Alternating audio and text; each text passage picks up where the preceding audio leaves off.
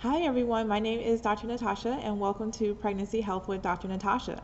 So for today's session, I'm going to give you 5 tips on how to make healthy change in your life. So tip number 1 is assess your why. Tip number 2 is take small steps. Number 3, expect setbacks. Number 4, partner yourself with like-minded people. And number 5, set smart goals. So let's start with number 1, assess your why. So for me, a why has to be bigger than yourself. So what is the reason? What is the motivating factor outside of yourself that you can use as your reason for making change? For example, as you know, I'll use myself as an example. I am an OBGYN who is also a personal trainer and a small business owner. So my why, in terms of why I have fitness and health as a goal, is I need to be able to keep my body in tip-top condition so I can help other people, whether it's in a hospital delivering a baby or in the fitness studio leading a session or a class. So again, my why is something bigger than me. It serves a greater purpose. It serves my reason for getting up every day and going to work and getting to interact with other people. So again, assess your why. And it's typically a good idea to make your why about other people. Give it a purpose that is bigger than yourself. The next tip is take small steps. So everyone kind of knows that if change happens quickly, the results tend to be very short-lived. And so again, using myself as an example, my fitness journey started in about 2016, where I reached the heaviest weight I've been in my life. Like I was pushing almost 190 pounds.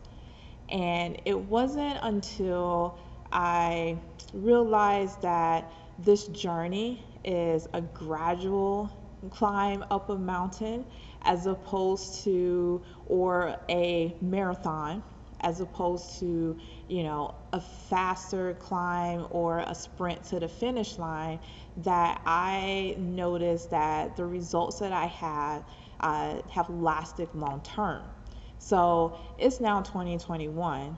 I'm about 5 years into my journey, and the changes that I have made, I have been able to sustain.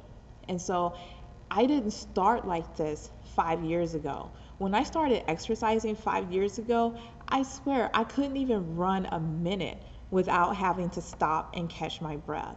And so again, take small steps so you don't have to accomplish all of your goals in sprinter's fashion. As a matter of fact, when you make small goals and you achieve those goals and you can check off that box on your list, it gives you motivation to keep going and to set more goals and to achieve those as well. So again, take small steps. Those gradual milestones and those smaller goals all in the end lead to the bigger goal that you have set for yourself.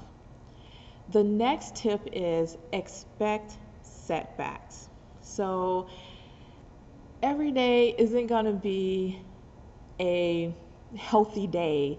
You're gonna have those days. I have days where my sweet tooth is just ridiculous and the cravings are just out of this world. So if I go and I eat a bag of candy or I eat a bag of cookies or I have ice cream, it is okay. As long as those days occur in moderation, it is okay to give yourself that time and that space. Another common setback, and again, I use myself as an example.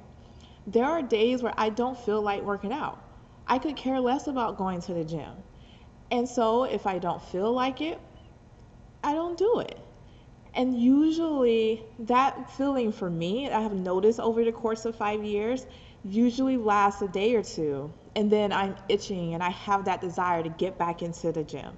And then I go and I power through a workout, and then I remember every single reason why I do this, and I enjoy it, and it becomes fun.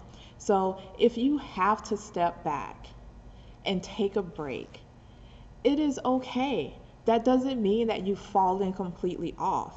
You can always get back on. Allow yourself the opportunity to have a setback and realize that that is what it is. It's a very temporary situation, and you still have control to keep going and to push past that and achieve your goal. And actually, in that scenario, at least for me, it's more satisfying to keep pushing towards my goal, because then I've been able to have a situation that I've overcome, and I can look back and then use that as strength in the future going forward. The fourth tip is to partner yourself with like-minded people. So if you, and this is irregardless of whatever goal you have, it could be like health and fitness, it can be school, it can be career, it can be community service.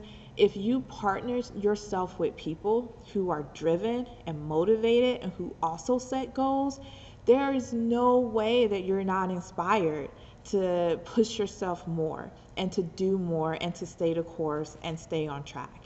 And then lastly, set SMART goals. So I'm sure everyone here listening to this video today, in some shape or form, have heard of SMART goals. So your goal should be specific. So instead of saying, oh, I'm going to exercise 3 days this week, or I'm going to exercise this week, what type of exercises do you want to do? Maybe a better goal would say, I want to do yoga 1 day a week. I want to do go for a walk 1 day a week, or I want to do a virtual class 1 day a week. Those are all like specific things that you can literally check a box off, and then you get that satisfaction for accomplishing that goal. The M stands for measurable. And so again, something very, very simple that you can check a box off. So if I say, okay, this week I want to walk my dog for at least 15 minutes, 3 days this week. Well, there are two things in that statement that are measurable. One, the walking my dog for 15 minutes, so the 15 minutes, and then two, at least 3 days a week. So again, something specific, something measurable that I can easily track and check a box when I'm done. The A stands for attainable. Make realistic goals. Again, using myself as an example, I am not a morning person. So I am not going to make the goal to get up at 4 or 5 o'clock in the morning to go to the gym and work out before I go to work, because I know for me that is not attainable.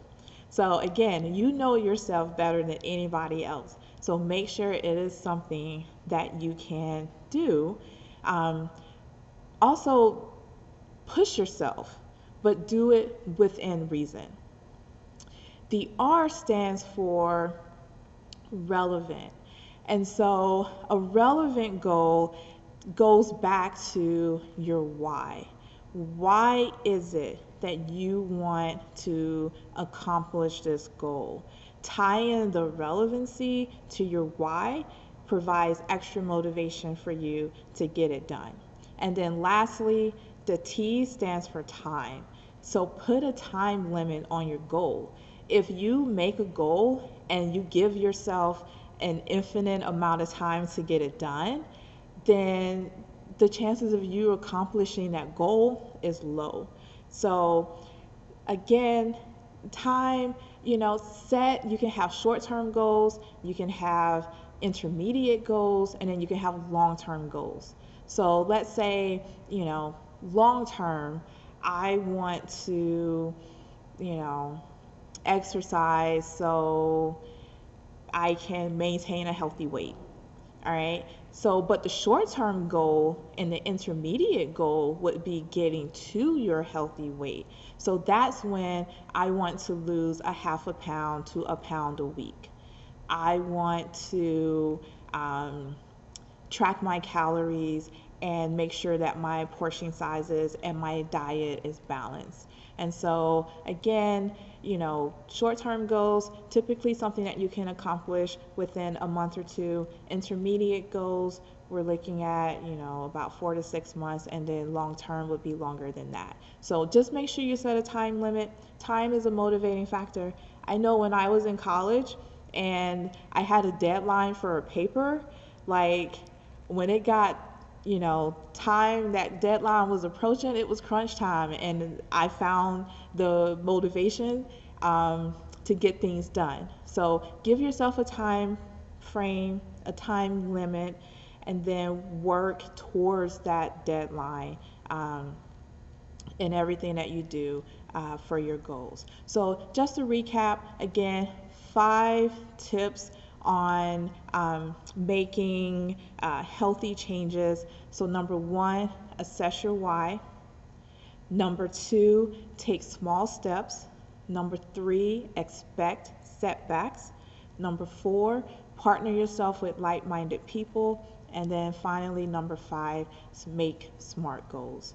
So if you have any questions, feel free to reach out to me at natasha@bumpfitnessclub.com.